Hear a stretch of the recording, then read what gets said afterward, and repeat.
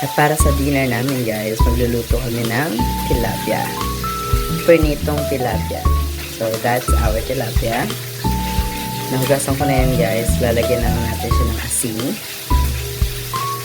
And after we put salt, mamarinate natin siya.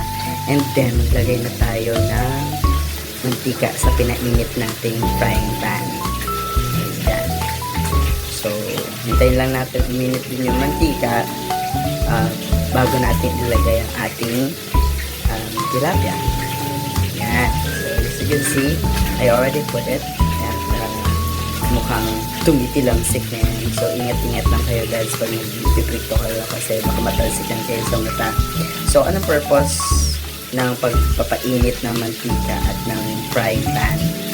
It will help na hindi dumikit yung yung piniprito natin sa ating frying pan.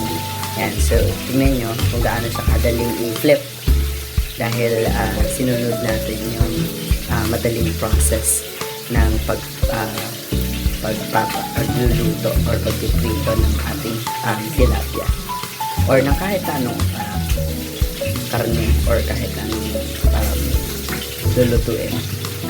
So ayan, and then na-flip na natin siya sa other side, and then we're gonna flip it again for the second time para mas maluto pa yung other side niya. So ayan, as you can see, ang ganda na ng kulay niya, nakakatakam ng kumain. Excited na ako. And then yes, sobrang importante na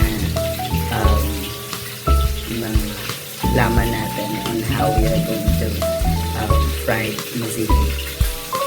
Paano tayo makakapag-prito mas madali, diba? Lalo na kapag maliit lang yung frying pan natin. So ayan, look at that. Okay, and then isasalang na natin ang ating pangalawang batch ng ating tilapia. So, and then we have it, our fried tilapia.